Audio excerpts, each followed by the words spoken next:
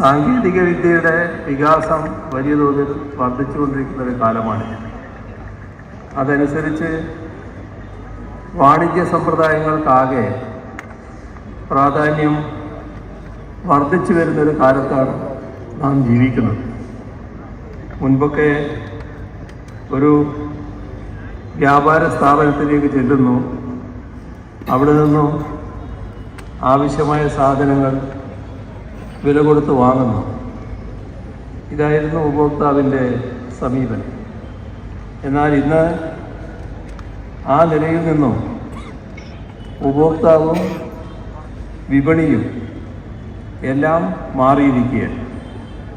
ഇന്നൊരൊറ്റ ക്ലിക്കിൽ നമ്മുടെ വീട്ടുപടിക്കൽ സാധനങ്ങൾ എത്തിച്ചേരും. വാങ്ങിയ സാധനം വിറ്റതാരാണ്, അല്ലെങ്കിൽ അത് ഏജൻസിയെ ഇയക്കി വരുന്ന വിപണി ഇടപെടലുകളുടെ മറ്റൊരു ദൃഷ്ടാന്തമാണിത് എന്ന് പറയുക. വിതരണക്കാരുടെ ശൃംഖല സൃഷ്ടിച്ച് ഉൽപ്പന്നങ്ങളും സേവനങ്ങളും നേരിട്ട് ഉപഭോക്താക്കളിൽ എത്തിക്കുന്ന രീതിയാണല്ലോ ഡയറക്റ്റ് സെല്ലിംഗ്. ഇതിൻ്റെ ഭാഗമായി നിരവധി അവസരങ്ങൾ ഉയർന്നു വരുന്നുണ്ട്. അതേസമയം ഇതിൻ്റെ പേരിൽ നിയമവിരുദ്ധ പ്രവർത്തനങ്ങൾ വർദ്ധിക്കുന്നതായും കണക്കുകൾ സൂചിപ്പിക്കുന്നു.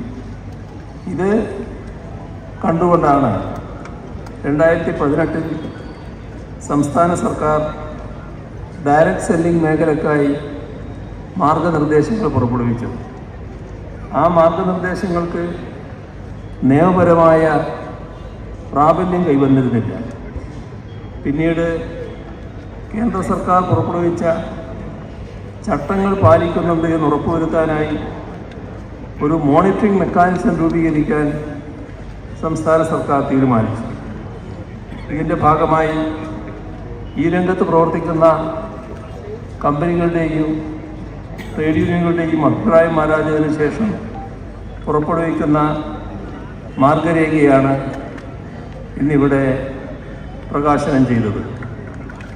ഉപഭോക്താക്കൾക്ക് ഈ രംഗത്ത് പ്രവർത്തിക്കുന്ന അംഗീകൃത കമ്പനികൾ ഏതൊക്കെയാണെന്ന് മനസ്സിലാക്കാൻ സാധിക്കും. ഒരു പരിധിവരെ തട്ടിപ്പുകൾ തടയുന്നതിന് ഈ സംവിധാനം ഉപകാരപ്രദമാകും. സംരംഭകരുടെ വിശ്വാസ്യത ഉറപ്പുവരുത്തുന്നതിനും ഉപഭോക്താക്കളുടെ അവകാശങ്ങൾ സംരക്ഷിക്കുന്നതിനുമുള്ള ഇടപെടലുകളാണ് ഇവയെല്ലാം.